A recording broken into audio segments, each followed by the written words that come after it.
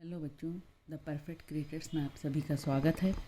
हम कक्षा 10वीं की छत्तीसगढ़ माध्यमिक शिक्षा मंडल बोर्ड के द्वारा प्रकाशित बुक की गणित के क्वेश्चंस बना रहे हैं। अध्याय 9 त्रिकोणमिति समीकरण एवं सर्व समीकरण। हम इसमें 2 प्रश्नावली कर चुके हैं। आज हम जो करने वाले हैं वो टॉपिक आपका थर्ड असाइनमेंट में भी आ रहा है क्वेश्चन उसमें। तो समझते हैं आज कि हम नया टॉपिक में क्या पढ़ रहे हैं। तो आज का टॉपिक हम ले रहे हैं पूरक कोण। तो आप लोग छोटी कक्षाओं में जानते हैं कि पूरक कोण क्या होता है कि जिन दो कोणों का योग, दो जोड़ा हो, दो कोणों का योग 90 डिग्री हो, वो पूरक कोण कहलाते हैं। जैसे आप मैं एक एग्जांपल लिख कर रखी हूँ, 30 डिग्री और 60 डिग्री बराबर 90 डिग्री। तो ये हुआ तो आपका टोटल दोनों कोण का जोड़ा, ये जो कहलाएगा 30 और 60 डिग्री, ये कहलाएगा पूरक कोण। तो इसका सूत्र कैसे बनता है आप देख लीजिए। यहाँ पे कि त्रिभुज ABC है, तो यहाँ पर कोण C को यदि हम थीटा ले, बी को तो हमने 90 डिग्री लिया एक समकोण त्रिभुज में, सी को थीटा लें, आपके पास ए कोण को नहीं लिए। और दूसरा आप ऐसा डायग्राम बना सकते हैं कि बी तो हमारे पास फिक्स है 90 डिग्री, हम एक बार ए को ऊपर रखें, सी को नीचे रखें, सी को थीटा लिए। अब एक 90 डिग्री के अलावा हम ए को नीचे रख लेते हैं और सी को ऊपर रख लेते हैं।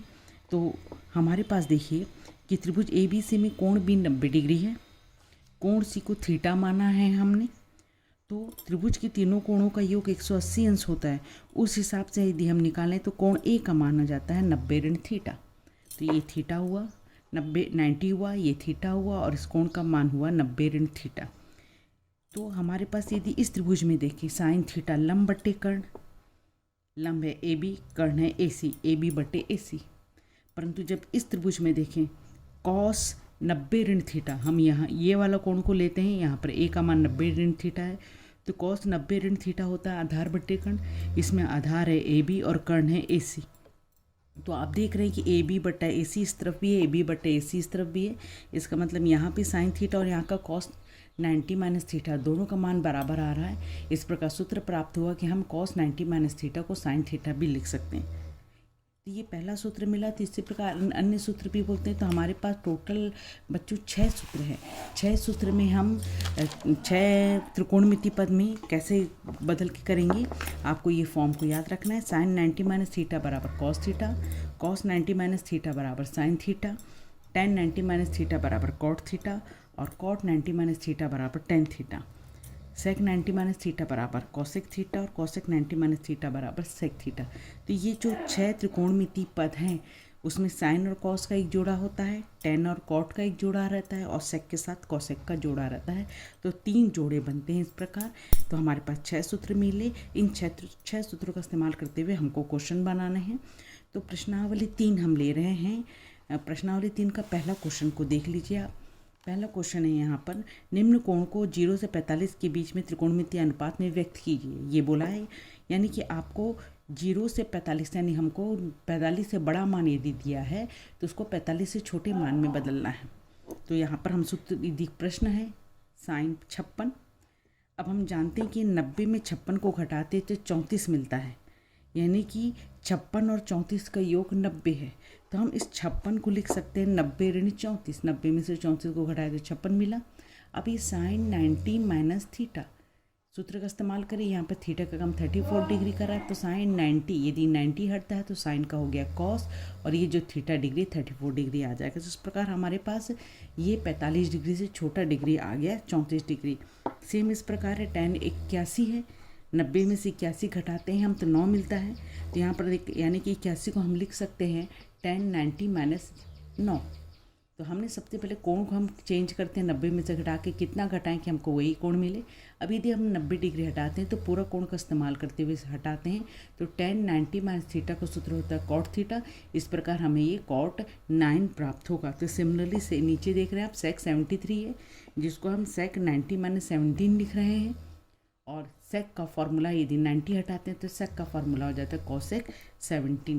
तो ये छोटे से प्रश्नावली 1 का प्रश्न है। तो अब हम नेक्स्ट क्वेश्चन की तरफ बढ़ रहे हैं। वो क्वेश्चन में ध्यान से देखेंगे बच्चों, वो क्वेश्चन प्रश्न तीसरा का है, जो आपके अभी असाइनमेंट में भी आया हुआ प्रश्न है।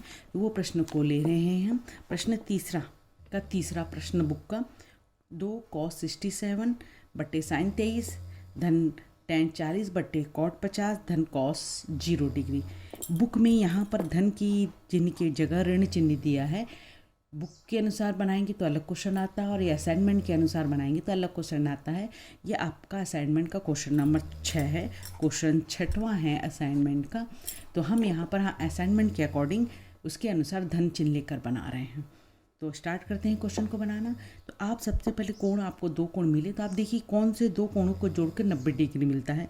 तो आप देख रहे हैं कि 67 और 23 को मिलकर 90 डिग्री मिलता है, यानी इसका एक जोड़ा बना। दूसरा सेट ये है, यहाँ पर 40 और 50 को जोड़कर 90 डिग्री मिलता है, तो दूसरा सेट ये बना। और cos 0 का मान तो हम जानते हैं, तो यहाँ पर उसकी डायरेक्ट वैल्यू को रख देंगे। तो यहाँ पर देख रहे हैं 67 + 23 = 90 है। आप 23 को उस तरफ ले जाइए, 67 को उस तरफ ले जाइए। हम यहाँ पर 23 को इस तरफ लेकर चले गए हैं, तो हमारे पास प्राप्त हो रहा है 67 = 90 ऋण 23। और यहाँ पर अपने पास 40 धन 50 = 90 है। हम 50 को उस तरफ ले गए तो 40 का मान लिख सकते हैं 90 ऋण 50। तो पहला काम आपको क्या करना है, पहला स्टेप्स है कि आपको प्रश्न में जहाँ 67 है उसकी जगह ये लिखिए और जहाँ 40 है उसकी जगह 90 ऋण 50 लिखिए। तो 67 ये है बच्चों, तो यानी ये जगह का मान बदलेगा, और 40 ये है बच्चों, तो इसका मान बदलेगा, बाकी कोई प्रश्न में नहीं बदलेगा। तो देखिए कॉस का 2 है, कॉस का कॉस है, 67 की जगह 90 ऋण 23 लिखा, नीचे साइन 23 है, धन का धन है, टैन का टैन है, 40 की जगह हमने लिखा 90 ऋण 50, और नीचे कॉट 50 है, धन कॉस 0 का मान आप जानते हैं 1 होता है। तो पहला काम कि आपने ये जो बदला है उसको लिख लिया। दूसरा स्टेप्स आपको करना है, ये 90 हटाना है, और 90 हटाने के लिए पूर्ण कोण के सूत्र का इस्तेमाल करना है कि कॉस का साइन होता है, साइन का कॉस होता है, टैन का कॉट होता है, और कॉट का टैन होता है। तो यहाँ पर जब 90 डिग्री हटाएंगे तो ये कॉस का हो जाएगा साइन, 90 हट के 23, नीचे सेम धन। अब यहाँ से 90 डिग्री हटाएंगे तो टैन का हो जाएगा कॉट 50, यहाँ जो कोण है वही लिखा जाएगा, 90 हट जाएगा और टैन का कॉट हो गया, नीचे भी कॉट 50 धन 1 है। तो आप देख रहे हैं कि साइन 23 कैंसिल हो जाएगा, तो ये 2 बचा आपके पास, धन कॉट 50 कैंसिल हो गया, इसका मान भी 1 हुआ, और ये +1 है, तो 2 3 और 1 4, टोटल आपको 4 प्राप्त होता है। तो इस प्रकार से क्वेश्चंस देख रहे हैं आपकी त्रिकोणमिति में पूर्व कोणों का इस्तेमाल करते हुए आप क्वेश्चंस बना सकते हैं। तो हमारे पास अब असाइनमेंट के क्वेश्चंस आए हैं, उस क्वेश्चंस को मैं ले रही हूँ। उसके लिए देखिए आपके पास अध्याय 6 बैंकिंग और कराधान, इसको आपको पढ़ना होगा। बैंकिंग और कराधान को आप देखते हैं ध्यान से, तो आपको बैंकिंग के बारे में नॉलेज है। हम साधारण ब्याज के बारे में पिछली कक्षा में पढ़ चुके हैं। इस बार हम अध्याय 6 में क्या करने वाले, बैंकिंग और कराधान। बैंक में हमारे पास टोटल 3 प्रश्न आते हैं और एक इनकम टैक्स का कर वाला प्रश्न आता है, तो टोटल 3 प्रश्न रहते हैं हमारे पास। अब 2 प्रश्न आते हैं, कौन से हैं, जो खाते पर आधारित रहते हैं। हम जानते हैं कि हम जनरली 3 टाइप के खाते के बारे में पढ़ते हैं, बचत खाता, आवर्ती जमा खाता और सावधि जमा खाता। बचत खाता आपने पिछली कक्षा में पढ़ चुके हैं, साधारण ब्याज का सूत्र का इस्तेमाल करते हुए निकालना है कैसे, ये आप जानते हैं। तो अब आवर्ती जमा खाता, ये जमा खाता और ये सावधि जमा खाता, तीनों जमा खाते में क्या फ़र्क है। आप बचत खाता क्या होता है, आपके पास आज पैसा है और आज आपने बैंक में जाकर पैसा जमा कर दिया, उसके बाद कल पैसा नहीं तो मत जमा करिए, फिर जब आपके पास पैसा आता है आप जब जमा कर सकते हैं, उसके बाद जब मर्जी हो आप निकाल सकते हैं, तो वो बचत खाता कहलाता है। आवर्ती जमा खाते में क्या रहता है कि हम फिक्स कर देते हैं कि हम हर महीने या हर 2 महीने में या 3 महीने तक हर बार 100 रुपये जमा करेंगे, महीने में जमा करेंगे, या 15 दिन में जमा करेंगे, या 2 महीने में जमा करेंगे। तो ये यहाँ पर पी जो है ये मासिक किस्त रहता है, और आर दर रहता है, और एन आप कितने महीने तक पैसा जमा कर रहे हैं। तो उस आवर्ती जमा खाते में निकालने का सूत्र होता है ब्याज का, P × R/100 × 1/12 n धन 1/2। तो आवर्ती जमा खाता क्या होता है कि आपके पास मालूम है कि बचत खाते में तो तुरंत निकाल सकते हैं, आवर्ती जमा खाते में अभी हम मालूम है कि हमको 2-4 महीने पैसे की ज़रूरत नहीं है, तो आप आवर्ती जमा खाते में पैसा जमा कर सकते हैं। परंतु कभी कभी लगता है कि हमारे पास बहुत सारा पैसा इकट्ठा हो गया और हमको लंबे टाइम तक उसको हम 4 साल 10 साल तक बच्चों को के लिए पैसा उसको जमा कर देंगे, और हम पैसा नहीं निकालना चाहते, लंबे समय के लिए जमा करेंगे, तो उसको बोलते हैं सावधि जमा खाता। नाम से स्पष्ट है, समान अवधि, बहुत लंबी अवधि के लिए हम जब पैसा को जमा करते हैं, उस स्थिति में हमको जो सूत्र लगता है मिश्रधन का, मिश्रधन बराबर मूलधन कोष्टक में 1 धन R/100 एन। ये सूत्र का इस्तेमाल भी आप पुरानी कक्षा में कर चुके हैं। तो हमारे पास इस कक्षा 10 में 2 प्रश्न आते हैं, आवर्ती जमा खाते के और सावधि जमा खाता का सूत्र, और उसके बाद तीसरा आता है कर का। तो इस आज के हम इसमें 2 इन पर आधारित प्रश्नों को करेंगे जो आपके असाइनमेंट में भी आए हुए प्रश्न हैं। तो हम इस प्रश्नों का इस्तेमाल कर रहे हैं। तो प्रश्न नंबर हम इसमें ले रहे हैं, पहला असाइनमेंट का पहला प्रश्न भी है ये बच्चों आपका। देखिए, रमेश ने एक बैंक में 200 रुपये प्रति माह की दर से 5 वर्ष के लिए आवर्ती जमा खाता खोला। आप जब भी प्रश्न को पढ़ेंगे तो आप ये देख लीजिए कि कौन सा वाला प्रश्न है। ये आवर्ती जमा खाता वाला प्रश्न है और ब्याज की दर 6% है और 5 वर्ष पश्चात उसे कितनी धन राशि प्राप्त होगी। 5 वर्ष पश्चात मिलती राशि को हम मिश्र धन बोलते हैं। तो हम हर महीने कितना जमा कर रहे हैं पैसा बच्चों, 200 रुपये। तो मूलधन हुआ 200 रुपये प्रति माह, और हम कितने वर्ष के लिए जमा करें, 5 वर्ष के लिए। तो ये आवर्ती जमा खाते में हमको वर्ष के अनुसार पैसा नहीं, हम माह के अनुसार पैसा जमा करें। तो हम कितने महीने तक पैसा जमा कर रहे हैं, 5 साल तक जमा कर रहे हैं, और एक साल में 12 महीने होते हैं। तो 12 × 5 कर दिया तो हमारे पास हम टोटल 60 माह तक पैसे को जमा कर रहे हैं। तो आवर्ती जमा खाते में n का मान माह के रूप में निकालना कंपलसरी रहता है, आपको ये याद रखना है। और दर दिया है आपका 6%। तो ब्याज का सूत्र आपको देखा, P × R/100 1/12 n धन 1/2। आपने P का मान रखा 200, R का मान 6 रखा आपने, 12 1/12, n की जगह आप देख रहे हैं कि 60 है, 60 धन 1/2। आप ध्यान रखेंगे कि ये वाले पद को नहीं काट सकते जब तक कि आप जोड़ ना लें, इसलिए इस दोनों को काटा तो काट के हमको 30 प्राप्त हो रहा है।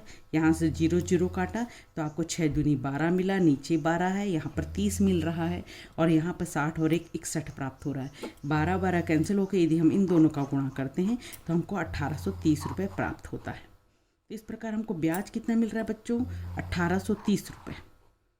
अब हमको ब्याज नहीं पूछा, हमको पूछा कितनी धनराशि प्राप्त होगी, यानी मिश्र धन पूछा है।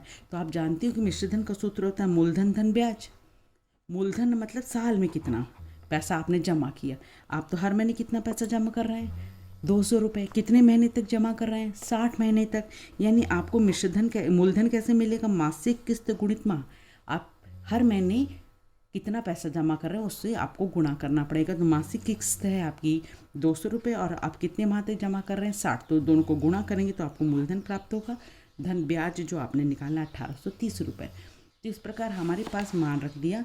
मान रखने के पश्चात ये आपके पास प्राप्त है मासिक किस्त 200 रुपये। आप हर महीने 60 रुपये जमा कर रहे हैं, 60 माह तक जमा कर रहे हैं। इन दोनों को गुणा करके आपको ये 12,000 प्राप्त होता है। ब्याज है आपका 1830 रुपये, दोनों का जोड़ दिया तो आपको पास 13,830 रुपये आपको 5 वर्ष पश्चात धनराशि प्राप्त होगी। तो ये आपका उत्तर प्राप्त होता है। इस प्रकार ये दूसरा प्रश्न आपके असाइनमेंट में आया हुआ प्रश्न है। प्रश्न नंबर दूसरा कि पद्मिनी ने जिला सहकारी बैंक में 100 रुपये प्रति माह का 10 वर्ष के लिए आवर्ती जमा खाता खोला। तो ये प्रश्न भी आपको आवर्ती जमा खाता का ही प्रश्न है। आपको हर महीने 100 रुपये जमा कर रहे हैं और 10 साल तक जमा कर रहे हैं। ये 3 बात आपको याद रखनी है। यदि इन्हें बैंक द्वारा ब्याज की राशि, आपको इस प्रश्न में ब्याज दिया हुआ है 3025 प्रदान की जाती है, तो ब्याज की दर कितने प्रतिशत वार्षिक होगी हमको ये याद करना है। तो आपको क्या क्या दिया है, हमको ये दिया है कि हम हर महीने कितना रुपए जमा कर रहे हैं। तो मासिक किस्त P बराबर 100 रुपये दिया हुआ है। हम कितने साल तक के लिए जमा करें, 10 साल तक के लिए जमा करो, और एक साल में 12 माह होते हैं तो 12 से गुणा किया, यानी हम टोटल 120 माह तक पैसा जमा कर रहे हैं। तो ये किस्त होगी जिसको N बोलते हैं गणितीय भाषा में। ब्याज भी दिया है, ब्याज का मान दिया है 3025 रुपये। हमको दर नहीं मालूम, क्वेश्चन मार्क लगा दिया। सूत्र तो आवर्ती जमा खाते का सूत्र यह है ब्याज का, आपको एक ही सूत्र याद करना है। आवर्ती जमा खाते में ब्याज बराबर होता है P × R/100 1/12 n धन 1/2। इसमें मान रख दीजिए आप। इस प्रश्न में ब्याज की जगह आप रख लिया 3025 रुपये, P की जगह 100 रख लिया। R का मान आपको नहीं मालूम है तो R की जगह R रहने दीजिए। 100 रखा, 1/12 सेम है, देख लीजिए बच्चों। n की जगह आपको 120 रखना है और धन 1/2। आप इसको जब तक जोड़ नहीं लेते इसके साथ कैंसिल नहीं करिएगा। तो अब ये 100 और 100 कैंसिल हो रहा है तो आपके पास ऊपर R नीचे 12 120 और 121/2 ये प्राप्त हो रहा है। तो हम इसको लिखते हैं। तो हमारे पास लिखने के पश्चात ये राशि मिलती है, ये देखिए ये इस लिखने के पश्चात यदि हम इसको कैंसिल करते हैं तो कैंसिल करने के पश्चात आप देख रहे हैं कि ये 12 और जीरो मिल जाएगा। 2 के पहाड़ से कटते तो 2 पंजे 10 मिलता है। तो आपके पास 3025। तो बाएं पक्ष में, दाएं पक्ष में आर है 5 है, 121 है। अब आर का मान निकालना है, यानी कि 5 और 121 को आपको लेफ्ट हैंड साइड लेके जाना पड़ेगा। और आप जानते हैं गुणा उस तरफ जाकर हो जाता है भाग। तो आपको 3025 में 5 और 121 का भाग दे रहे हैं। तो आपके पास जब हम इसको काट देते हैं तो हमारे पास प्राप्त होता है 5% आंसर। तो काटने के लिए आप देख लीजिए कि 121 5 के पहाड़ से काटा, 5 31 जीरो, 55 25। तो आप जानते हैं कि जब लास्ट में हम 2 डिजिट एक साथ लेते हैं तो वहाँ पर जीरो का इस्तेमाल जरूर करते हैं। और आप 121 में आप देख रहे हैं, यहाँ पर 121 में 5 का गुणा करने से 605 आता है, यानी कि 121 एक कम और इसको डायरेक्ट 5 से कट रहा है। तो आंसर मिल रहा है आपको 5%। इस प्रकार ये दूसरे प्रश्न का आंसर हुआ 5%। ये पहले और दूसरा प्रश्न, दोनों ही प्रश्न आपका आवर्ती जमा खाता का प्रश्न है। अब हम तीसरे प्रश्न की तरफ बढ़ रहे हैं। तीसरा प्रश्न है कि श्याम ने 20,000 रुपये 2 वर्ष के लिए सावधि जमा खाते में जमा करवाया।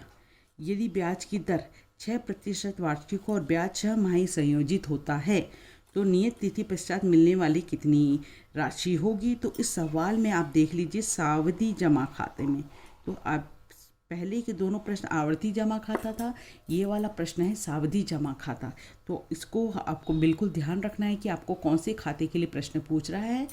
तो यहाँ पर ये आपका हुआ 20,000 रुपये आप जमा कर रहे हैं, तो ये मूलधन कहलाता है। 20,000 रुपये हो गया। आपके पास समय कितना है, 2 वर्ष के लिए है, तो 2 वर्ष ले लिया। हमको यहाँ पर 6 माही संयोजित होती है। इसका क्या मतलब है बच्चों कि हम हर 6 महीने में उससे ब्याज देना पड़ रहा है। यानी कि आप हर साल में 6 महीने मतलब साल में आप 2 बार दे रहे हैं, तो एक साल में 2 बार दे रहे हैं, तो 2 साल में आप कितने बार देंगे, 4 बार देंगे। तो आपको क्या करना पड़ता है, 6 माही जब प्रश्न में रहता है तो आपको समय में 2 का गुणा करना रहता है और दर में 2 का भाग करना रहता है। तो यहाँ पर अपने पास मूलधन तो फिक्स हो गया। हमारे पास अब समय देखिए, समय था 2 वर्ष। ये वार्षिक है बच्चों। वार्षिक में हमको प्रश्न में 6 माही बोला है। यदि 6 माही नहीं आएगा तो आप n की जगह 2 ही रखेंगे, परंतु प्रश्न में यदि 6 माही आएगा तो आप 2 का गुणा कर दीजिए, तो 2 दूनी 4, 6 माही, यानी कि आप 2 साल में 4 बार जाके ब्याज को दे रहे हैं। और यदि 3 माही का प्रश्न आता है तो आपको यहाँ पर 4 का गुणा और 4 का भाग करना रहता है। 4 का गुणा क्यों करना पड़ता है, 3 महीने में, यानी कि आपके पास 12 महीने होते हैं। 3 माही आपको 3 बार देना है, तो 3 बार देना, तो आप करेंगे तो हर 4 महीने में, पहले 4 महीने में जाके ब्याज दिया, फिर दूसरी बार जाके 4 महीने में ब्याज दिया, ऐसा करके आपको फिर तीसरी बार 4 महीने में, यानी 3 बार देना पड़ेगा। तो यहाँ पर 4 का गुणा और 4 का भाग किया जाता है। तो आपको ये याद रखना है, 6 माही में समय में 2 का गुणा, दर में 2 का भाग, और 3 माही में 4 का समय में गुणा और दर में 4 का भाग होता है। तो अभी हम अपने प्रश्न की तरफ आते हैं। इस प्रश्न में हमारे पास 6 माही बोला था, इसलिए समय में 2 का गुणा किया तो 4 6 माही हो गई। दर देखिए 6% वार्षिक है, क्योंकि प्रश्न 6 माही वाला है, तो आपको 2 से भाग करेंगे तो 3% 6 माही प्राप्त हो। तो हमारे पास समय और दर दोनों मिल गया। तो हमारे पास सूत्र क्या है सावधि जमा खाता का। सावधि जमा खाता का सूत्र होता है मिश्र धन A बराबर P, कोष्टक में 1 धन R/100 पूरी की घात n। P होता है मूलधन, मूलधन का मान 20,000 रुपये है, 1 की जगह 1 लिखा, R की जगह 3 लिखा, 3/100 पूरी की घात 4। तो आप देख रहे हैं कि 3 से 100 कैंसिल नहीं हो सकता। तो आपको इसको शॉर्टकट करने का तरीका आप जानते हैं कि 100 में 1 का गुणा करिए, 100 1 कम 100, और 100 में 3 को जोड़ दिए तो 103 हो गया। तो अंश आ गया 103 और हर है आपके पास 100। कितने बार है बच्चों, 4 बार। तो आप 103/100 को 103/100 को 4 बार लिख लीजिए। अब आप देख रहे हैं कि यहाँ पर 4 जीरो है, तो यहाँ के 4 जीरो से कैंसिल कर लीजिए। तो आपके पास क्या बचता है, 2 बचता है। 103 कितने बार बचता है, 4 बार बचता है, और नीचे कितना है, जीरो है, 4 जीरो। तो ये 4 जीरो हमने लिख लिया। तो हम क्या काम करेंगे, इतनी लंबी संख्याओं को गुणा करते हैं तो हमारे पास ये अंक प्राप्त होता है। इस अंक में हम कितने का भाग कर रहे हैं, 10,000 का भाग कर रहे हैं। 10,000 का भाग कर रहे हैं तो 1 2 3 4 जीरो है, तो आप पीछे से 1 2 3 4, यानी कि आप यहाँ पर दशमलव को लगा लेंगे तो आपका 22 51 जीरो देखिए आप लिखा, फिर दशमलव लगा के एक साथ लिख लिया। दशमलव के बाद जनरली 2 अंकों तक की संख्या ली जाती है। तो इतना रुपए आपको प्राप्त हो रहा है, कितने पश्चात, नियत तिथि के पश्चात आपको 2 वर्ष के बाद इतनी रुपये राशि प्राप्त होगी। तो आंसर आपने उसको शब्दों में लिख लीजिए। तो ये तीसरा प्रश्न जो था सावधि जमा खाता का प्रश्न था, जो बहुत ही इंपॉर्टेंट प्रश्न माना जाता है। एग्जाम में नंबर बदल बदल के क्वेश्चंस आते हैं। अब हम नेक्स्ट प्रश्न की तरफ चल रहे हैं। प्रश्न नंबर 4 बच्चों, ये प्रश्न नंबर 4 है। तो मैंने जो इससे पहले भी आपकी जो वीडियो बना कर डाला है, उसके सेकंड पार्ट में, त्रिकोणमिति के सेकंड पार्ट में आपको ये क्वेश्चन अवेलेबल हो जाएगा। आप उस लिंक में, इसके नीचे डिस्क्रिप्शन बॉक्स में मैं उसका लिंक डाल दे रही हूँ, आप उसमें जाके ये सेकंड पार्ट को देख सकते हैं। तो आपको ये क्वेश्चन नंबर 4 पर मिल जाएगा। इसी प्रकार क्वेश्चन नंबर 5 भी जो हम करें कि cos theta upon 1 minus sine theta plus cos theta upon 1 plus sine theta बराबर 4। तो ये जो प्रश्न है बच्चों, ये प्रश्न हमने तीसरे पार्ट में, त्रिकोणमिति के तीसरे पार्ट में किया। तो दूसरे पार्ट को भी देख लीजिए, तीसरे पार्ट को देख लीजिए, और आज ये जो चौथा पार्ट बन रहा है, वो चौथे पार्ट में हमने तो ये प्रश्न नंबर 6वें को शुरुआत में मैंने बता ही दिया है। तो इस प्रकार त्रिकोणमिति अब हमको असाइनमेंट के 6 प्रश्न अवेलेबल हो जाते हैं। ये प्रश्न आपको तीनों पार्ट, आपके त्रिकोणमिति के चारों पार्ट को, आप चारों वीडियो को अच्छे से ध्यानपूर्वक देखिए, तो आपको त्रिकोणमिति चैप्टर भी बहुत आसानी से समझ में आने वाला है। इसके बाद नेक्स्ट और इसका एक पार्ट बनाऊंगी मैं, जिसमें इनकम टैक्स के बारे में जानकारी दी जाएगी। तो बच्चों, उम्मीद करती हूँ आपको असाइनमेंट करने में अब आसानी होगी। तो आप समझिए और असाइनमेंट को बनाइए। तो आपको यदि मेरा वीडियो पसंद आता है तो आप इसे लाइक करिए और मेरे चैनल को सब्सक्राइब जरूर करिए। तो ओके बच्चों, आज तक के लिए इसके लिए नेक्स्ट क्वेश्चन में हम फिर मिलते हैं।